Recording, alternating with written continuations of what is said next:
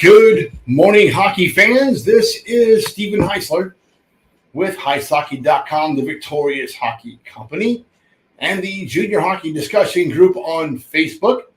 You are watching the Junior Hockey Morning Show. We are on the World Sports Broadcasting Network, WSBN.TV, Facebook, X, YouTube. Today, wherever you are, hope that you are enjoying your morning coffee, enjoying your morning. Maybe you're in the afternoon watching from your office, wherever you are. Hope that you are enjoying the off-season, last really weekend of the real off-season. All hell breaks loose this time next week. And we're off to the races. Today's show, if you watched or read the HeisHockey.com article for this morning, you know I'm hot as a firecracker, like 3 days in a row. Why would hockey coaches tell players to drop advisors? I want to scroll down on my computer so I can see. I want to make sure I get this right today. So, got an email yesterday. A parent, we've been talking to you for a few weeks about advisory services for his son. And the son proceeds to tell the father that coaches are telling these kids that if you have advisors, drop them. I have to wonder why would an advisor suggest that he doesn't want play? Why would a coach suggest that he doesn't want players with advisors?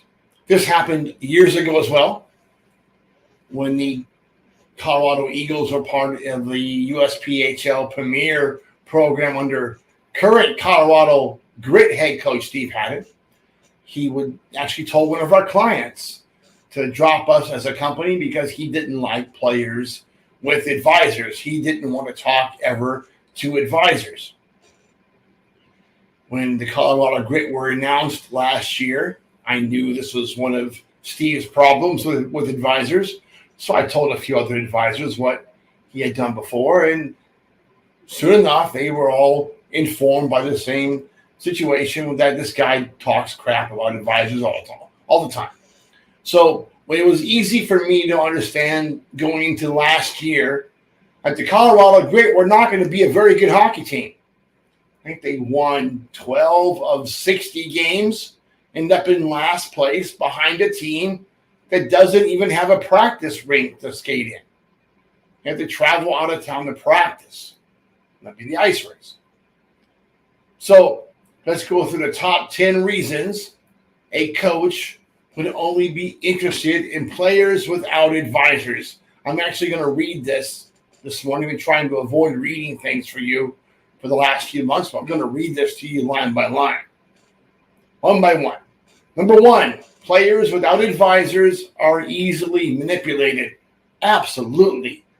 It's easy to tell a kid something if he doesn't have any another opinion of where he's at. Some coaches don't like the idea that the player might have an opinion to bounce off somebody else. Number two, players without advisors will easily fall for the bait and switch. Happens every year. You get asked to play for one team, and all of a sudden you find yourself on another. That happens in Canada, and happens here in the United States. Players without advisors will be less likely to understand the ramifications of changes within the NCAA landscape.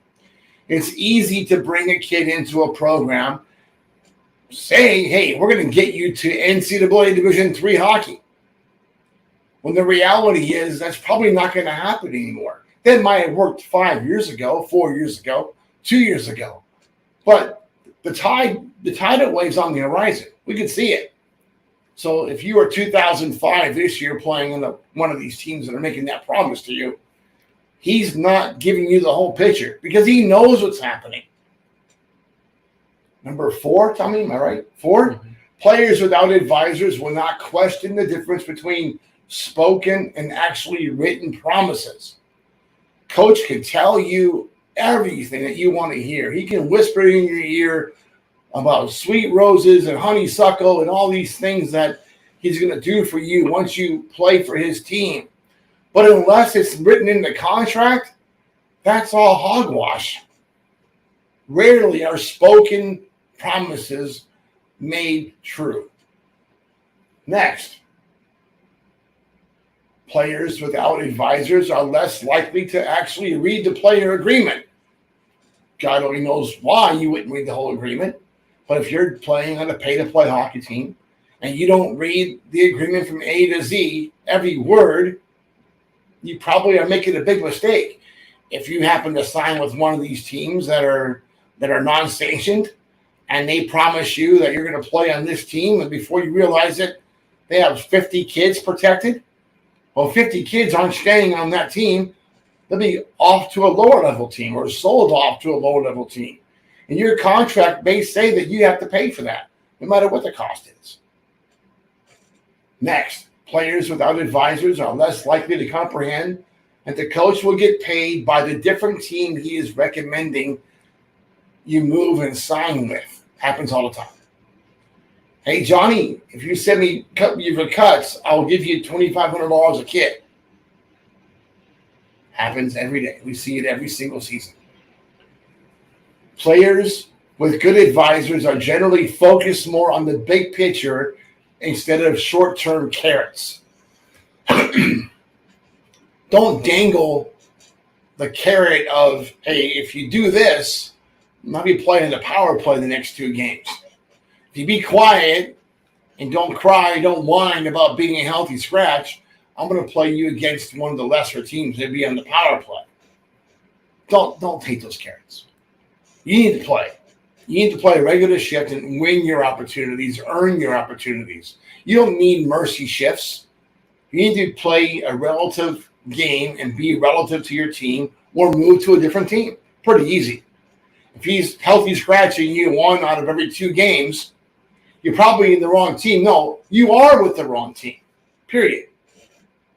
Players with reputable advisors generally have confidence in their ability and are less likely to be victim of mind games. Mind games are often played.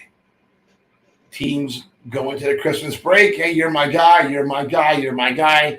You come back after Christmas, and there's 2 or 3 more players at your same position on the practice ice. That's the way it is. Happens. There's no stall earned until the trade deadline and roster freeze. Get that through your heads.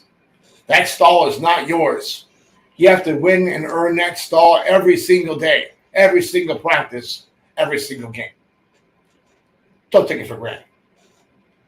See, players with valued advisors understand the difference between fantasy and reality.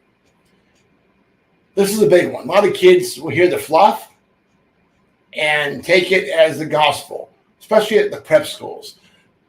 Go ahead and do this over age year, or you skip a year, or come back for a 5th year, and you'll be on my number 1 team at $70,000. My kids aren't falling for that. That's not going to happen. That's a fantasy. Come to this team, and next year you'll be playing on our NCDC team. To pay $15,000 this year. That's a fantasy. That's not reality. There's no promise of that. So don't get sucked into that. Players with real advisors are well aware of other options. This is probably the biggest reason coaches don't want players, or if any coach doesn't want players with an advisor. They don't want you to have other options. They don't want you to know about other options. And they certainly don't want to hear from the advisor that tells him if he doesn't take care of his client, does not treat him properly, stay within standards, that as an advisor, I'm going to suggest that he does go somewhere else. No, he's not tolerating 8 kids in one billet house. No, he's not paying $1,500 for a house and doesn't include food. Are you kidding me? No, I'm going to say something about a team not wanting to pay for food on the road for a tier 2 team. That's ridiculous. Just plain ridiculous. You can go into the preseason armed with the information needed to make informed decisions as a player. Or you can try your luck jumping into the fray alone. Listen, a lot of kids we talked about today, and we're hearing about in our group, paying 5 figures to play on junior teams, would have saved a lot of money by going with a good advisor. I don't have a single skater out there paying more than $9,000. Definitely not $12,000. Most are paying about between $5,000 and $7,000. Just the way it is. So if you're paying a lot more than that, you probably needed a better advisor. All right, that's it for today. Hope that you enjoy your morning coffee and have a great day in hockey.